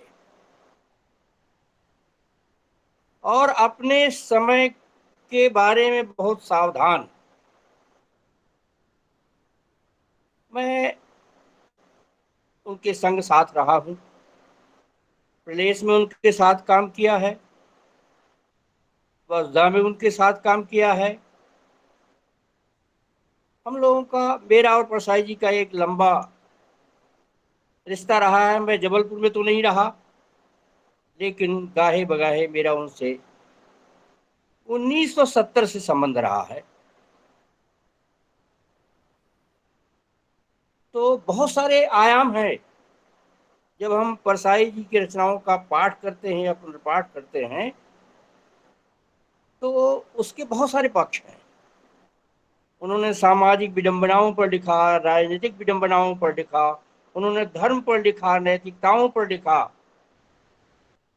व्यक्ति के पाखंड पर लिखा, आर्थिक नीतियों पर लिखा। कौन सा ऐसा विषय है जहां परसाई न गए हों? और अपने समय में आजादी के बाद में जो कुछ घटता रहा है, उसको अपनी अपनी रचनाओं में उन्होंने स्थान न दिया हो। तो एक तो मुझे ये बात लगती है। तो अपने कंटेंट में वो बहुत रिच है। बहुत बिरले लोग होते हैं जो अपने कंटेंट में, अपनी विषय वस्तु में बहुत रिच होते हैं। एक छोटे से हास्य से ही मैं ये बात प्रारंभ करना चाहूँगा।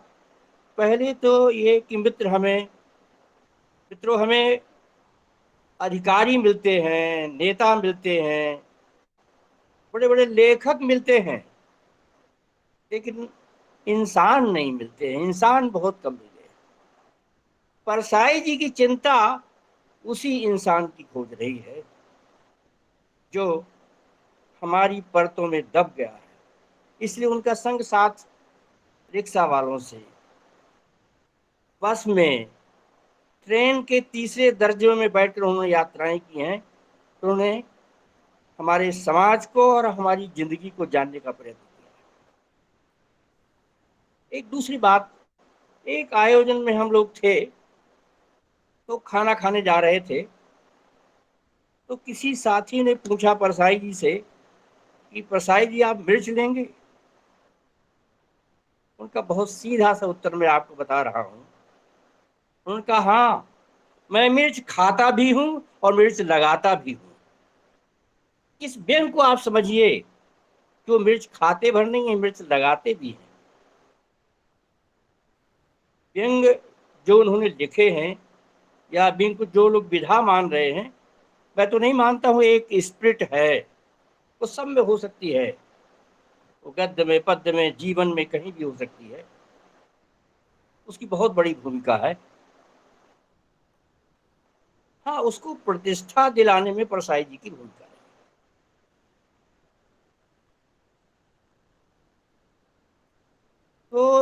ये जो बातें मैं आपसे कर रहा हूं, इस पाठ और पुनर्पाठ में हम लोगों को देखना ये चाहिए कि परसाई जी अपने समय के साथ कैसे थे और अब नहीं हैं इन 25-26 वर्षों में, तो उनकी रचनाओं को हम कैसे ले रहे हैं, कैसे पढ़ रहे हैं, कैसे अनुभव कर रहे हैं, कैसे उनकी आवश्यकता महसूस कर रहे हैं। यही नहीं मित्रों, वे हमारे बहुत सारे मित्र व्यंग्यधारा के समूह में जो जुड़े हुए हैं, मुझे वो भी सुन रहे हैं। मैं उनके सामने नहीं हूं, लेकिन मेरी आवाज,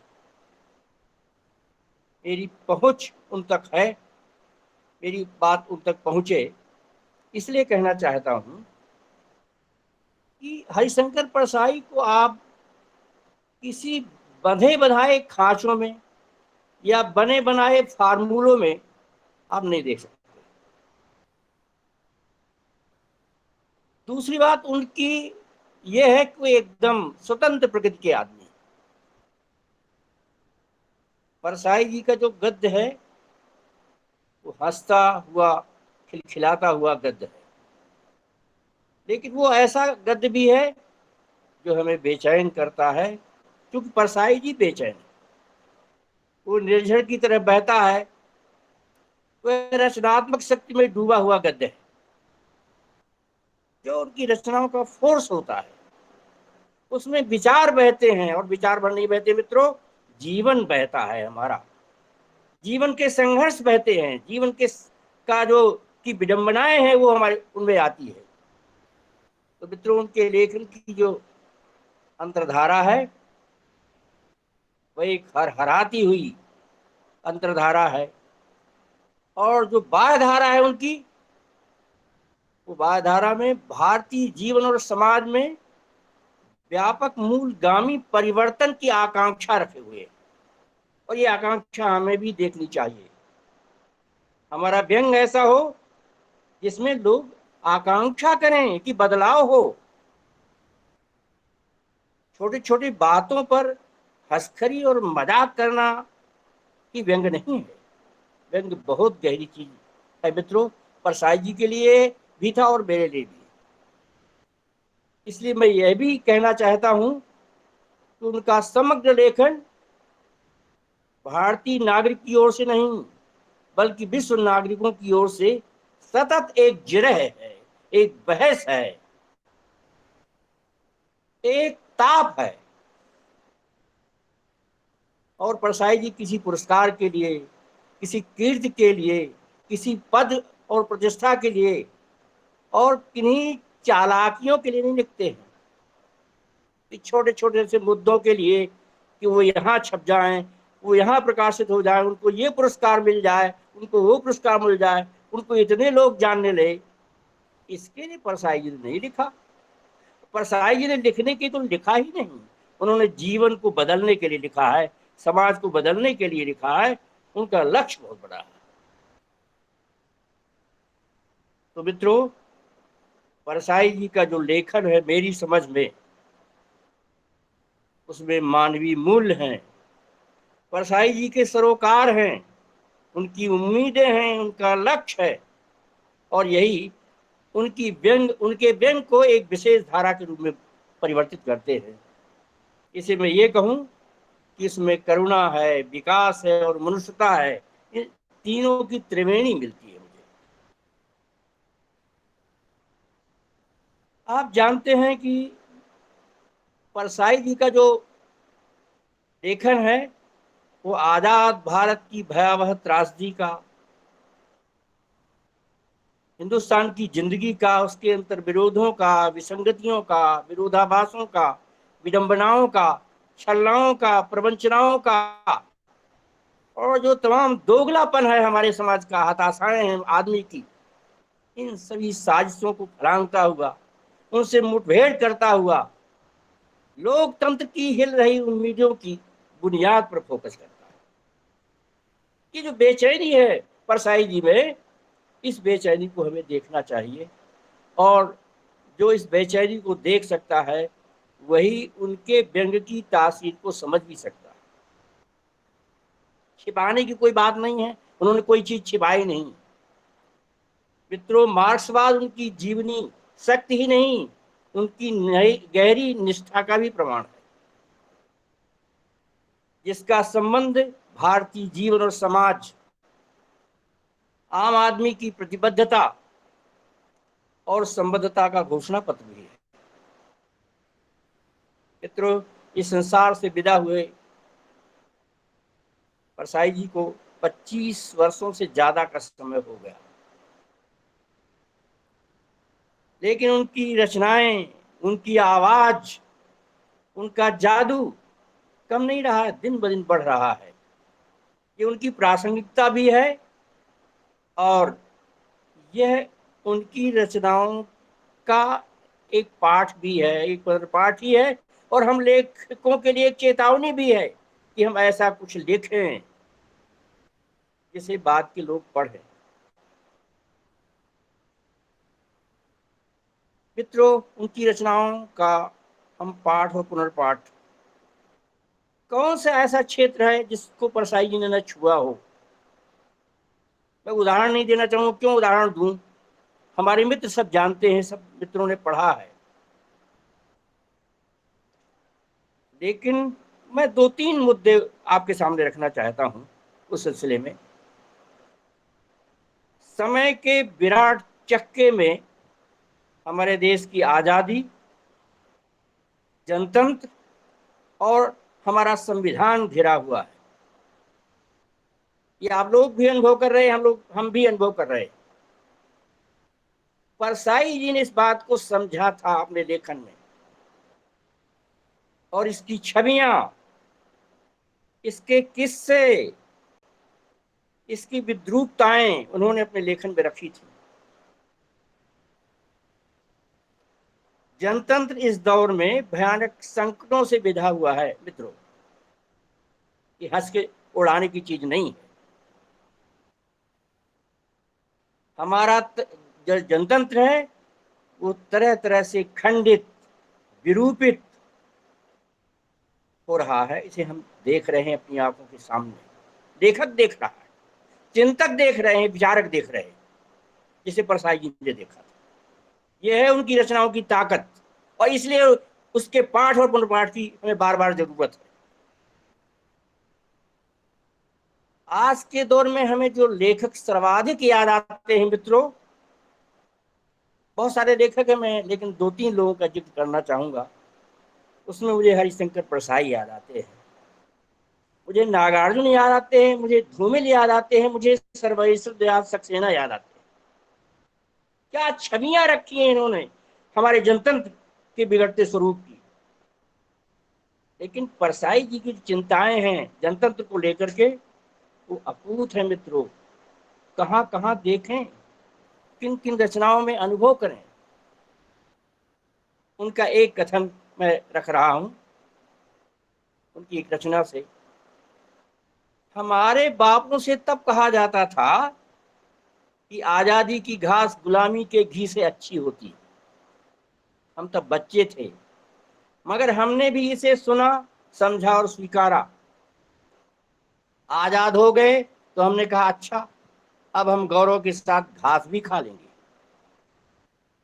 नारा लगाने वालों से पूछना भूल गए कि वे कब तक खाएंगे, मगर हमने देखा कि कुछ लोगों ने अपनी अपनी काली काली भैंसें आजादी की घास पर छोड़ दी और घास उनके पेट में जाने लगी। तब भैंस वाले उन्हें दोहकर घी बनाकर हमारे सामने ही पीने लगे। ये जो चिंता है आजादी के संदर्भ में, इसे देखिए, इसकी पीड़ा को समझिए, इस बेचैनी को महसूस कीजिए मित्रों।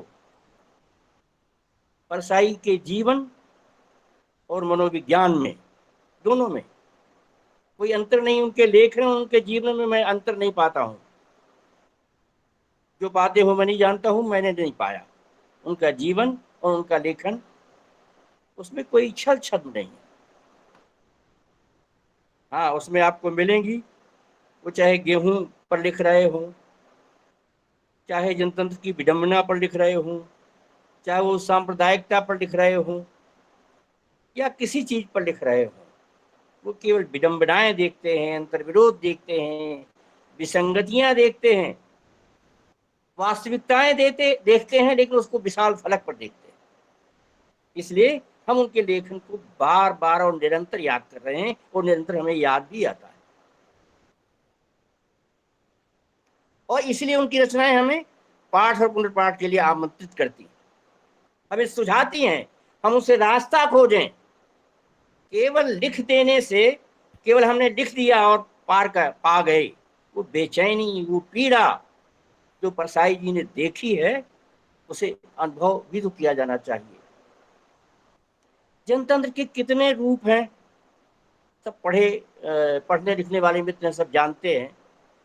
ठिठुरता हुआ गणतंत्र, अकाल उत्सव, इनमें देखिए जनतंत्र की और भी, ये तो मैं 2 उदाहरण मैंने दिए, बहुत सारी चीजें हैं।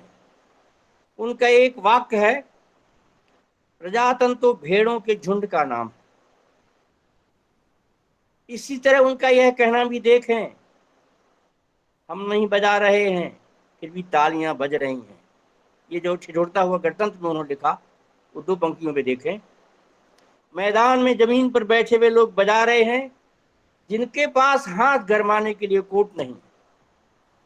लगता है गणतंत्र ठिठुरते हुए हाथों की तालियों पर टिका है। गणतंत्र को उन्हीं हाथों की ताली मिलती है जिनके मालिक के पास हाथ छिपाने के लिए गर्म कपड़ा नहीं। ये तो एक पक्ष हुआ जनतंत्र के बारे में जो उन्होंने चिंता की, आजादी के बारे में जो चिंता की उन्होंने। ये चिंताएं भरने की लिखा है उन्होंने, और जी खोल कर लिखा है मित्रों, दिल से लिखा है, सच्चाई के साथ लिखा है। यही तो उनकी रचना की ताकत है। परसाई का एक दूसरा पक्ष भी मैं आपके ध्यान में लाना चाहूंगा। आज बचा के चलने का समय नहीं है। हम लोग बचते बहुत हैं, कहीं ऐसा ना हो जाए, कहीं वैसा ना हो जाए। परसाई जी बचे नहीं। उन्होंने अपने गर्दिश के दिन में लिखा है कि तुम डरो किसी से नहीं, और गर्दिशें हमारी कभी खत्म नहीं होगी, न लेखक की होगी, न हम लोगों की होगी, न हमारे जनतंत्र की होगी।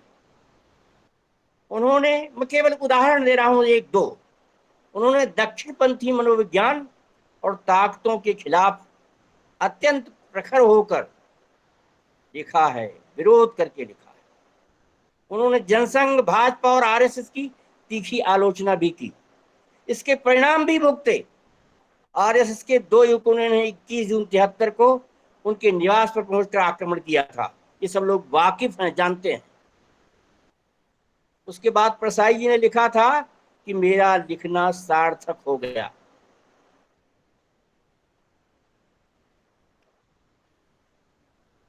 दक्षिणपंथी ताकतों से परसाई जी ने आजीवन संघर्ष किया था मित्रों। ये बहुत बड़ी प्रेरणा है, ये पुनर्पाठ की जरूरत है। क्यों पढ़ा जाए, क्यों पुनर्पाठ किया जाए, देखा जाए कि परसाई जी किस अंधेरे को अपनी रचनाओं में देख रहे हैं और किस प्रकाश को हमारे सामने सौंप रहे हैं। उनका एक व्यंग पढ़ा होगा आपने, महात्मा गांधी को चिट्ठी पहुंचे। ये इसी सिलसिले में है। आज महात्मा गांधी को क्या बना दिया गया है हमारे जनतंत्र में, इस आजाद मुल्क में, इसे भी आप देखिए। तो उस चिट्ठी में लिखते हैं, गोडसे को भगत सिंह का दर्जा देने की कोशिश चल रही है। गोडसे ने हिंदू राष्ट्र के विरोधी गांधी को मारा था।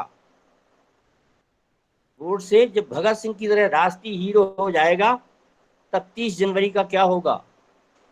अभी तक यह गांधी निर्वाण दिवस है, आगे गोडसे गौरव दिवस हो जाएगा। इस दिन कोई राज काट नहीं जाएगा, फिर भी आपको याद जरूर किया जाएगा। इस व्यंग को देखिए, दक्षिणपंथ के लिए उनके प्रहार को देखिए मित्रों, और गांधी की जो अवहेलना की जा रही है, गांधी भर की नहीं, हमारे भारतीय स्वतंत्रता संग्राम की। नाम बदलने से कुछ हो जाएगा? देश बदल जाएगा? तो मित्रों, परसाई जी के पुनर्पाठ करने के अनेक पक्ष हैं। फिलहाल तीसरा पक्ष यह है कि परसाई जी ने बंधी बधाई विधाओं में नहीं लिखा। इसको छिटपुट मत मानिए, बल्कि विधाओं में भी अच्छी खासी तोड़ फोड़ की, जैसा विश्वनाथ त्रिपाठी और उदय प्रकाश ने किया अपनी रचनाओं में, अन्य भी कर रहे हैं। परसाई जी ने कहाँ व्यंग कर दिया, व्यंग में व्यंग कहानी कर दी, और कहाँ निबंध कर दिया, कहाँ उपन्यास कर दिया, कहाँ क्या कर दिया, कहाँ आलोचना कर दी। आप देखते रह जाएंगे, ढूंढते रह जाएंगे। उसी तरह मित्रों, एक विधा है संस्मरण। मैं परसाई जी का एक ही संस्मरण का जिक्र करना चाहूंगा, जो उन्होंने मुक्तिबोध पर लिखा है, और उसका शीर्षक है मुक्तिबोध एक संस्मरण। आप उस लेख को पढ़िए तो आपको पता चलेगा कि मुक्तिबोध क्या है। मुक्तिबोध को आप और न पढ़ें, लेकिन उस एकमात्र संस्मरण से आप समझ सकते हैं कि मुक्तिबोध की हैसियत क्या है, मुक्तिबोध का कद क्या है। उसी तरह एक संस्मरणात्मक उनका और है, प्रेमचंद के फटे जूते।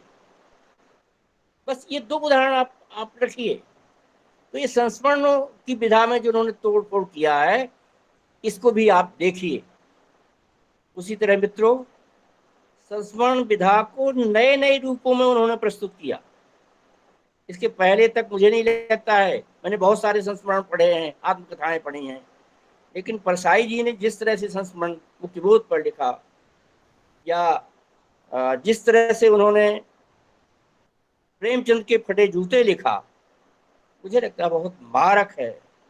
और परसाई के इन दोनों संस्मरणात्मक लेखों में आप पूरा कैरेक्टर पा जाएंगे मुक्तिबोध का और प्रेमचंद जी का। इस संस्मरण विधा को आगे जो विकसित किया है, मुझे लगता है काशीनाथ सिंह ने किया है, उनकी संस्मरण पढ़ने लायक है। उसी तरह कांति कुमार जैन ने भी बहुत सारे संस्मरण इसी तरह के लिखे। तो मित्रों, ये पाठ और पुनर्पाठ की हम आवश्यकता पर बात कर रहे हैं। अभी सैनी जी कह भी रहे थे कि उनकी रचनाओं का पाठ कराया जा रहा है, और कुछ मित्रों ने उसमें प्रश्नवाचक लगाए हैं। परसाई जी का समूचा लेखन एक प्रश्नवाचक ही है। कोई निराकरण और हल कभी कोई लेखक नहीं देता, और साहित्य का ये काम भी नहीं है, वो एक भूमिका तैयार करता है। तो जो अपने समय के प्रति, जो अपने समाज के प्रति, जो अपने देश के प्रति, और जो अपनी राजनीति के प्रति, और तमाम वितंडाओं के प्रति सावधान नहीं स्वयं रह सकता है, वो दूसरे का क्या सावधान रखेगा। यह एक बहुत बड़ा प्रश्नवाचक भी है, और यहीं से हमें समूचे उत्तरों की खोज करनी है। तो मुझे लगता है कि मैंने कुछ बातें आपसे कही हैं। परसाई जी के समग्र लेखन में विचार कैसे हैं ये देखिए, जीवन कैसा है ये देखिए, सामान्य आदमी की पीड़ा है, वो इंस्पेक्टर माता दीन चांद पर लिख रहे हैं, या अकाल उत्सव लिख रहे हैं, या वो टेलीफोन पर बातें कर रहे हैं, या गेहूं पर लिख रहे हैं, या चूहा और मैं पर लिख रहे हैं। मैं कितने उदाहरण दूं, मैं उदाहरण नहीं दे सकता हूं मित्रों। ये सारे उदाहरण मैं आज याद भी नहीं कर रहा हूं। मैं सिर्फ ये कह रहा हूं कि वो अपने कंटेंट में बहुत धनवान है। वो हमारे ऐसे पुरखे हैं जो आज जितने याद आते हैं, आगे आने वाले समय में उनकी प्रासंगिकता निरंतर बढ़ेगी। जैसे वो चेखव उनके बहुत प्रिय थे, बहुत सारे लोग उनके बहुत प्रिय थे। मुक्तिबोध को किस तरह चाहते थे, और मुक्तिबोध उन्हें किस तरह से चाहते थे। तभी मुक्तिबोध ने उन पर एक लेख लिखा था कि मध्य प्रदेश का जाज्वल्यमान कथाकार। परसाई जी को पहले तो स्वीकारा ही नहीं गया, व्यंग को कुछ माना ही नहीं गया, गपोड़ी माना गया कि हास्य है। लेकिन परसाई जी ने साबित किया अपने व्यंग के माध्यम से, अपनी उस जीवन दृष्टि के माध्यम से, उस सामाजिक चेतना के माध्यम से, और इतिहास, भूगोल, संस्कृति, सभ्यता, कौन सी ऐसी चीज है जहां परसाई न गए हो? क्या वो आज अफगानिस्तान की घटना का जिक्र कर रहे हो, या हमारे देश में जो घट रहा है जिसको हम अनदेखा करना चाहते हैं, परसाई जी ने किसी चीज का अनदेखा नहीं किया। उन्होंने हर चीज देखी है, भाली है, ठोकी है और बजाई है। और हिंदुस्तान में क्या, दुनिया में कहीं कुछ घटा है, वो परसाई जी के व्यंग निबंधों में, वो उनके कालमों में, वो उनके उपन्यासों में, उनके तमाम लेखन में बहुत फैला हुआ है, छितराया हुआ है। जितना हम उसको पकड़ सकें, जितना हम उसको था ले सकें, जितना उसको समझ सकें, यही परसाई जी की मुझे लगता है प्रासंगिकता है। मैं व्यंग धारा समूह का बहुत बहुत आभारी हूँ कि उन्होंने आज परसाई जी के जन्मदिन पर इस हमारे पुरखे को याद करने के लिए, उनकी भूमिका को याद करने के लिए, उनकी ताकत को याद करने के लिए मुझे स्मरण किया। मैं सैनी जी का और व्यंग धारा समूह का बहुत बहुत आभारी हूँ। और जिन मित्रों ने, जो मित्र मुझे सुन रहे हैं, मैं उनका भी बहुत बहुत आभारी हूँ। मेरी बात उन तक पहुँचे, मेरा नमस्कार उन तक पहुँचे। बहुत बहुत धन्यवाद।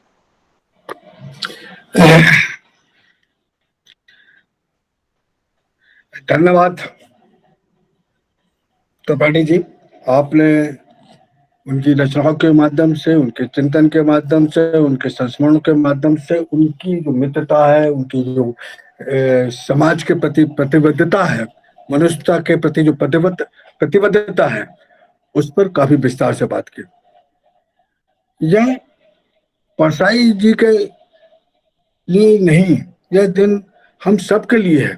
हम जब परसाई को याद करते हैं तो कहीं ना कहीं उनके मनुष्यता के पक्ष को भी याद करते हैं, उनके लेखन को भी याद करते हैं कि, और पूरे परसाई को याद करते करते हमें उस आज की पीढ़ी को भले यह महसूस ना हो कि कम से कम हमारी पीढ़ी के लोग, अभी काफी बहुत लोग हैं, उनको महसूस होता है जिन्होंने स्वतंत्रता के बाद का समय देखा है, लगभग 60-61 के बाद के समय को महसूस किया, और परसाई को जैसा जिया है, परसाई को जैसे देखा है और समय को जैसा देखा है, उस समय के को आपने सामने रख दिया।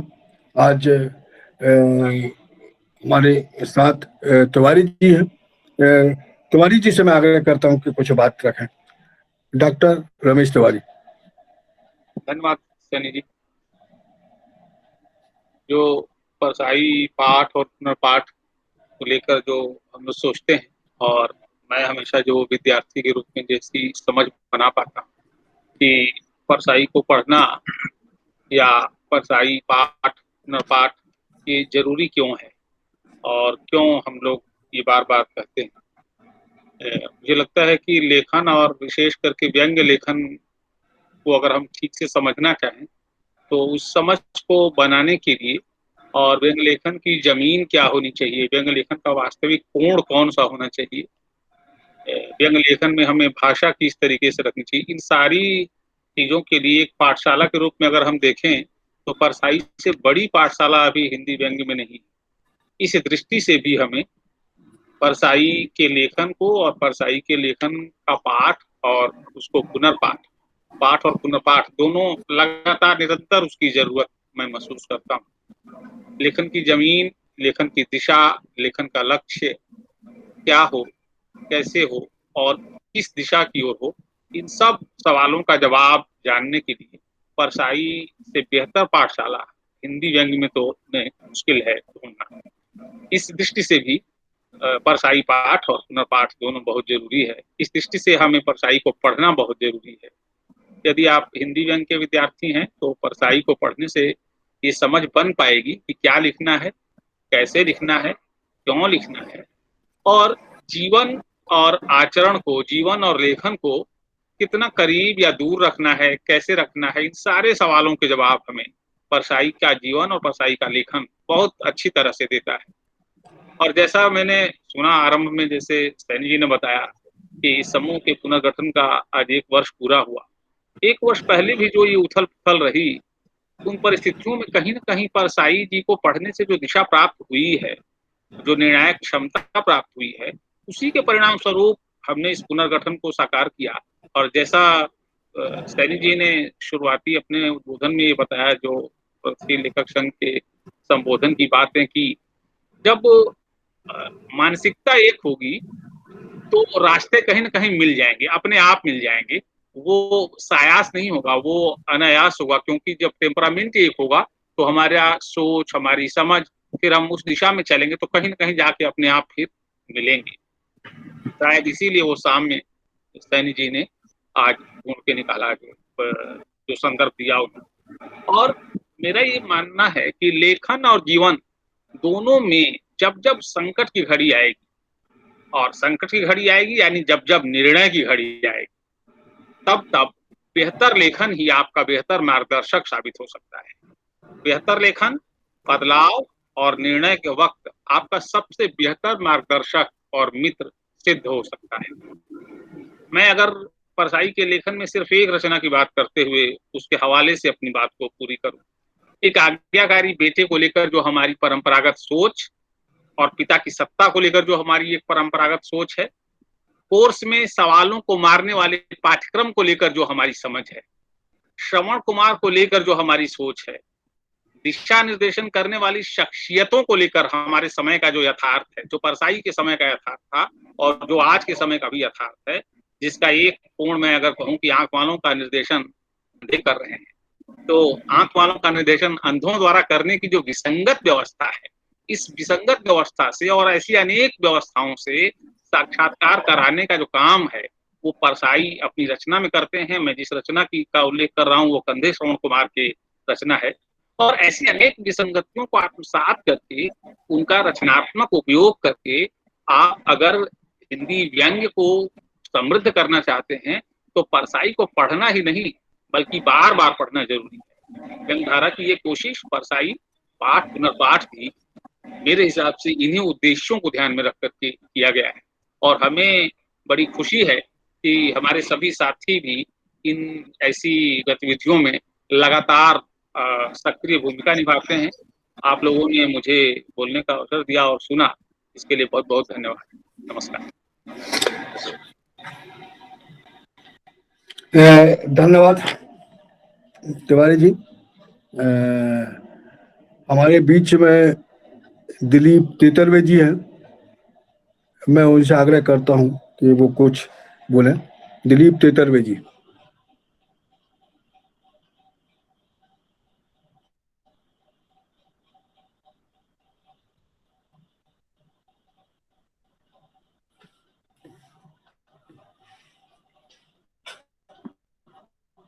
सैफ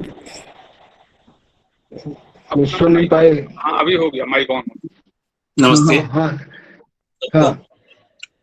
पहले तो मैं परसाई जी को नमन करूंगा, आज उनका जन्म दिवस है। परसाई जी ने जो समय देखा, उस समय में जो सांप्रदायिकता की ताकत थी उतनी अधिक नहीं थी जितनी आज है। लेकिन सांप्रदायिकता तब थी, सांप्रदायिकता अब है, और सांप्रदायिकता 6वीं शताब्दी में भी थी। तो सांप्रदायिकता हो या कोई भी जो बुरी ताकत है वह कभी नष्ट नहीं होती। वह अच्छी ताकतों को, सत्य शिव सुंदर ताकत को हमेशा तबाह करने की प्रवृत्ति रखती है। वह कभी नहीं चाहती कि मनुष्य एक हो जाए, मनुष्य एक ईश्वर का संतान हो जाए, ये चाहता ही नहीं कोई।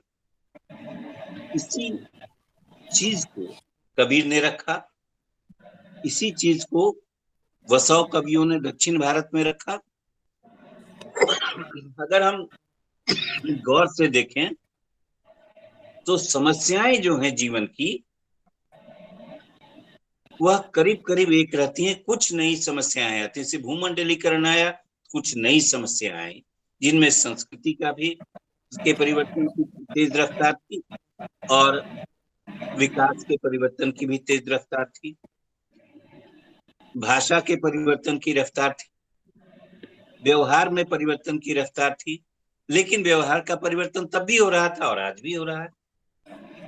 बहुत सारी ऐसी रचनाएं हैं जो 100 वर्ष तक लगती हैं कि पुरानी हो गई, अब उसका कोई महत्व नहीं है, लेकिन 100 वर्ष के बाद वो जीवंत हो जाती है।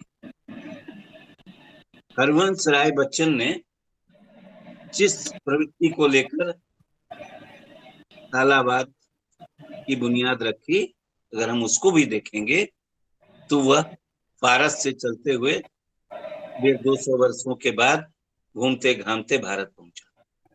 जो फारस में स्थिति थी वही इंग्लैंड में स्थिति जब बनी तो वहां हो गया, उमर खयाम की रुबैया वहां पहुंच गई, वहां से वो भारत पहुंच गई। तो ये होता रहता है।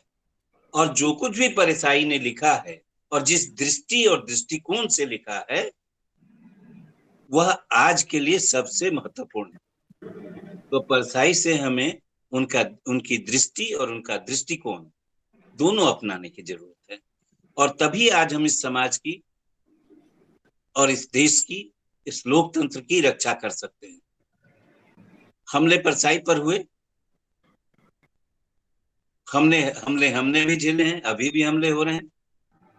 हम लोगों ने अभी इधर कार्यक्रम बनाया था कि हम गांव-गांव में जाकर के और शहर के नुक्कड़ों पर व्यंग्य पाठ करेंगे। हम छपने की प्रवृत्ति में नहीं जाएंगे, क्योंकि हमारे लेख जो होते हैं वो आज छपेंगे नहीं अखबार में, क्योंकि अखबार की ये बंदिश है। पहले ये बंदिश नहीं थी परसाई जी के समय में। ये एक नई समस्या लेखन के सामने आई। तो आज आप देखेंगे कि लेखन और परसाई से, हम परसाई के लेखन से हम क्या लें, तो उनकी दृष्टि लेंगे और दृष्टिकोण लेंगे। और जब दृष्टि और दृष्टिकोण लेंगे तो बहुत स्पष्ट हो जाएगा।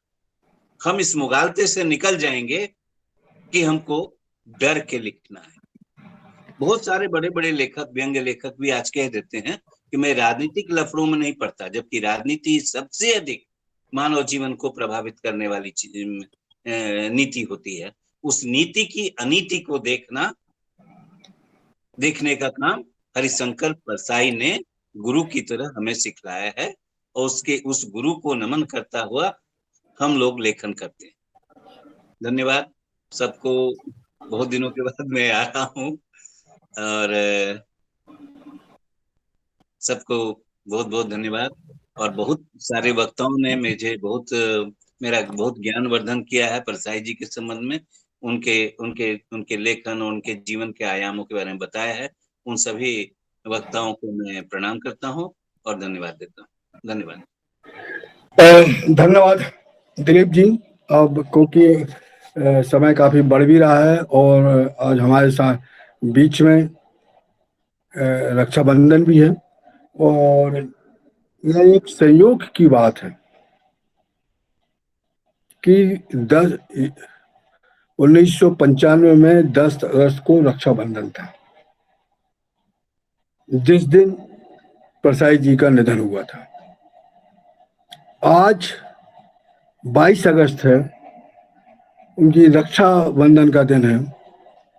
और एक और महत्वपूर्ण बात यह है कि 10 अगस्त को निधन हुआ था और 22 अगस्त को त्रयोदशी के दिन उनकी श्रद्धांजलि सभा हुई थी जबलपुर में। एक बड़ा चर्चित और महत्वपूर्ण बड़ा हॉल है भातखंडे, उसमें आज सभा हुई थी। और एक अद्भुत सहयोग है कि 10 और 22 के बीच में 13 दिन होते हैं, जिसका कि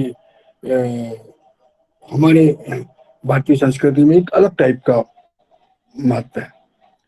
तो जब हम परसाई को याद करते हैं तो परसाई के साथ उनके संस्मरणों को याद करते हैं, और परसाई जी ने कहीं भी आत्ममुग्धता का पर कभी लीजिए नहीं है। और एक बात और भी है कि आज के समय पे परसाई को लेकर लोग जो संस्मरण सुना रहे हैं, जो बात कर रहे हैं, उन संस्मरणों पर परसाई कम, आत्ममुग्धता ज्यादा थी, दिख रही है। नहीं नहीं, तो यह एक व्यक्ति के लेखन की जादूगरी का है कि हर व्यक्ति, हर लेखक उससे अपने संबंध को जताना चाहता है, अपनी बात को बढ़ाना चाहता है, उनसे संबंध दिखाना चाहता है। यह एक नया युग है। मैं, कुछ समय कम है, मैं अभिजीत कुमार दुबे जी से कहूंगा कि वो आभार प्रदर्शन के लिए तैयार रहें।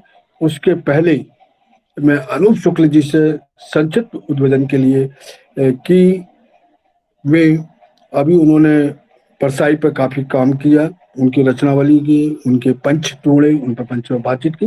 तो अपनी बात रखें अनूप शुक्ल जी, उसके बाद हम आभार प्रदर्शन के लिए अभिजीत कुमार दुबे जी से आग्रह करेंगे। अनूप शुक्ल जी। आप सभी को धन्यवाद। हमने परसाई जी के बारे में इतने अच्छे अच्छे संस्मरण सुने, उनकी बातें सुनी, और कुछ नया कहने के लिए मेरे पास नहीं है। और परसाई जी को जितना उनका लेखन सामने आया है, उससे अभी जैसे पता लगा है कि बहुत कुछ उनका अभी भी अनछपा है जो हम लोगों ने नहीं पढ़ा है। और परसाई जी के बारे में जब भी मैं सोचता हूँ तो लगता है कि ऐसे व्यक्ति हमारे साथ में थे जिनकी समाज पे गहरी नज़र थी, और वो उन्होंने जब भी मौका आया उन्होंने उस पर प्रहार किया, अपनी बात कही, खतरे भी उठाए उन्होंने। और लेकिन जब मैं देखता हूँ तो कैसी जिंदगी उन्होंने जी कि जो खतरे भरी जिंदगी अभाव में जीते हुए, और उनके अभी के संस्मरण जो लोग सुनाते हैं वो तो खैर एक दो बार के मिले हुए लोग हैं, जो उनके साथ के तमाम लोग हैं।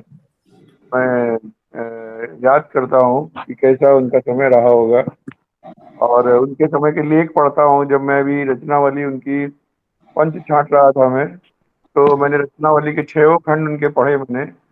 तो ताज्जुब होता है कि अपने समय में जो भी कोई घटना घटित हुई उस पे वो लिखते थे।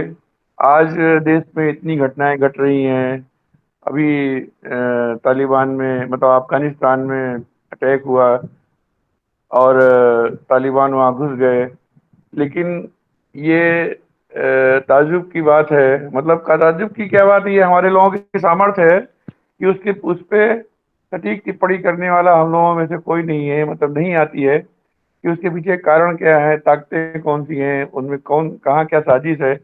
ये समझ, राजनीतिक समझ, और ये चीज़ हम लोगों में, हमारे अभी आज के लेखक में जो व्यंग लेख खास तौर से जुड़े हुए हैं, वो नहीं है हम लोगों की। तो अब आज के मौके पर हम लोग उनको याद ही कर सकते हैं और उनको नमन ही कर सकते हैं, और यही कामना करते हैं कि वो हमारा पथ प्रदर्शन करते रहेंगे और हम अपने आज से बेहतर बनेंगे। और जैसे मैं अभी पिछली बार लास्ट ईयर जब इसी मौके पे हमसे एक लेख मांगा गया था, मैंने उसमें भेजा था नवारा टाइम्स में, तो मैं उसको दोबारा भी देख रहा था। तो उसमें वही मैं देख रहा था कि परसाई जी मूलतः लोक शिक्षक थे, और उनकी जो जनता को जागरूक करने का, सिखाने का काम करते थे। उनके व्यंग लेख और जो जिनकी जिक्र होता है उनका जिक्र तो होता ही है। इसके अलावा जो उन्होंने लोगों को शिक्षित करने का काम किया, पूछिए परसाई से के माध्यम से, वो इतनी मोटी किताब है। जब मैं उसको पढ़ता हूँ तो देखता हूँ कि उस पे कितना अध्ययन किया होगा उन्होंने। लोग सवाल पूछते थे, उनका वह जवाब देते थे और यथासंभव अपनी बात रखते थे। ऐसे समय में जब पूरा देश राष्ट्रभक्ति और उसमें डूबा हुआ हो, तो वो अपने तर्क के आधार पर बताते थे कि सुभाष बाबू से बेहतर जवाहरलाल नेहरू की सोच थी, उनकी ये सोच थी, उनकी ये सोच थी, उनकी ये सोच थी। ऐसा कहना और दृढ़ता पूर्वक कहना, ये उनका विचार, मतलब उनकी महानता बताता है। और हमें गर्व है कि वो हमारे पूर्वज पूर्वज थे, और उनको पढ़ के उनकी रचनाएं हमें लंबे समय तक प्रेरित करती रहेंगी। मैं आज के दिन फिर उनको नमन करता हूँ। इससे अधिक मैं अभी फिलहाल कुछ कहने की स्थिति में नहीं। आपका धन्यवाद कि हमको आपने मौका दिया। धन्यवाद अनूप जी। और मैं व्यंगकार अभिजीत कुमार दुबई से आग्रह करता हूं कि भी हमारे मित्रों का, अतिथियों का आभार प्रदर्शन करें। अभिजीत कुमार दुबई।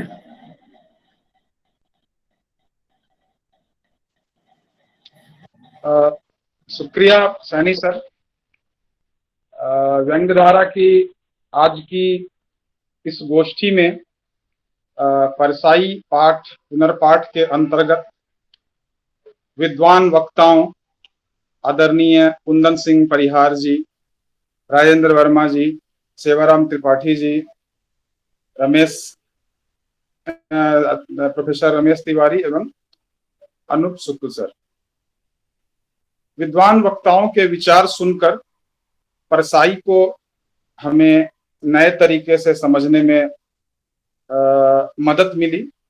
कालजयी रचनाओं की यह खासियत ही होती है कि हम उन रचनाओं से जितनी बार गुजरते हैं, हर बार एक नए कोण से, एक नए दृष्टिकोण से हमें उसे समझने का अवसर या सुअवसर मिलता है।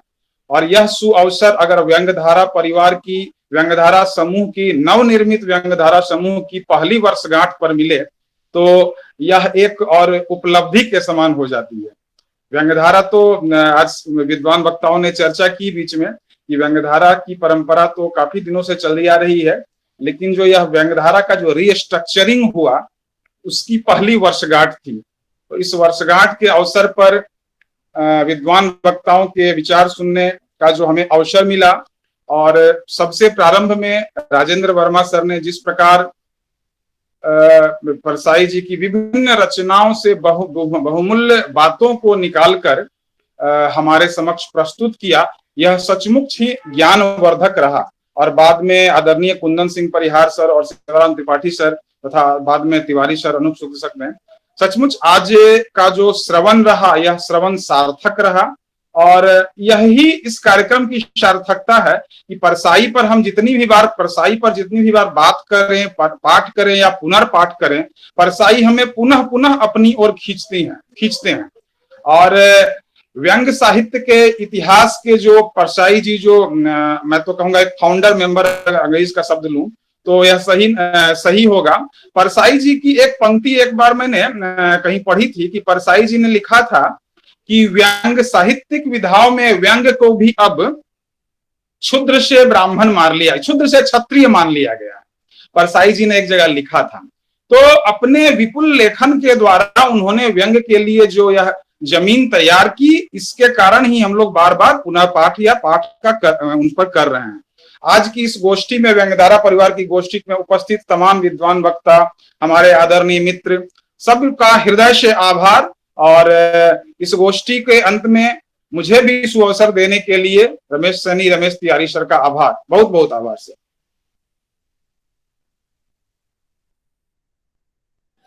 धन्यवाद दुबे जी। अब मैं पुनः आज के वक्ता राजेंद्र वर्मा जी, डॉक्टर कुंदन सिंह परिहार जी, डॉक्टर सेवाराम त्रिपाठी जी, सबका हृदय से आभार व्यक्त करता हूं।